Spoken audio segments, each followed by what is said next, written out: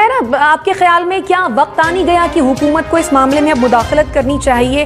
اور حکومت کیوں چپ ہے، کیوں انٹروین نہیں کر رہی ہے؟ کیا IMF نے ہمارے ہاتھ پاؤں اس حد تک باندھ دیے ہیں کہ ہم کسی بھی معاملے پر کچھ بھی نہ بولیں؟ دیکھیں شائستہ، IMF کے پاس ہم جاتے ہیں، IMF ہمارے پاس نہیں آتا. تو اگر ہم جاتے ہیں اور اس کی وجہ سے ہمارے ہاتھ پاؤں بندھے ہیں تو بھی کوئی حیرانی کی بات نہیں ہے. سمجھنے کی بات یہ ہے کہ ہم میں خرابی ہے. بیسکلی ہمارا ملک اس وقت ایک انٹرا ایلیٹ کانفلکٹ کا شکار ہے. Let's be very clear about it. Democracy suspended ہے، ان کی آپس کی لڑائی ہے، اور اس لڑائی میں اکانومی کی طرف کسی کا فوکس نہیں ہے.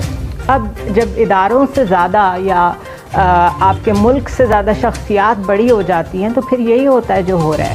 باقی تو سب اس کا فال آؤٹ امپیکٹ ہے جو ہم باتیں کر رہے ہیں، جو اویس توحید صاحب کہہ رہے ہیں اور جو بریگیڈیئر صاحب کہہ رہے ہیں، وہ سارے انڈیکیٹرز تو پھر اس کا فال آؤٹ ہے نا.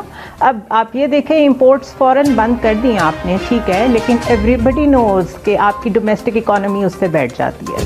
تو IMF یہ بھی کہتا ہے کہ ایڈ ہاکزم پہ فیصلے نہ کریں، ذرا ہمیں اسٹرکچرل فیصلے کر کے دکھائیں، کیونکہ اسٹرکچرل طریقے سے ہی چلیں گے تو آہستہ آہستہ اکانومی اسٹیبلائز ہوگی. یہ نہیں کہ آج کچھ کر لیا اگلے ایک ہفتے کے لیے اور کل کچھ کر دیا. تو ابھی تک تو مسئلہ یہ جو انٹرنیشنل مارکیٹ کا امپیکٹ ہے وہ تو پوری دنیا پہ ہے نا. پوری دنیا کے ممالک کچھ نہ کچھ کر رہے ہیں. انڈونیشیا نے بینچ مارکنگ کر دی ہے اپنی کرنسی پہ کہ اس سے نیچے یہ نہیں جائے گی. ہم کیوں نہیں کر سکتے؟ ہم تو کچھ کر ہی نہیں رہے. ہمارا پرابلم یہ ہے. تو بیسکلی اگر میں اپنے پورے ایک پولیٹیکل مائنڈ سے بات کروں تو there is a need to see into this کہ یہ گورنمنٹ کچھ کیوں نہیں کر رہی. مطلب give me one reason. You are the prime minister.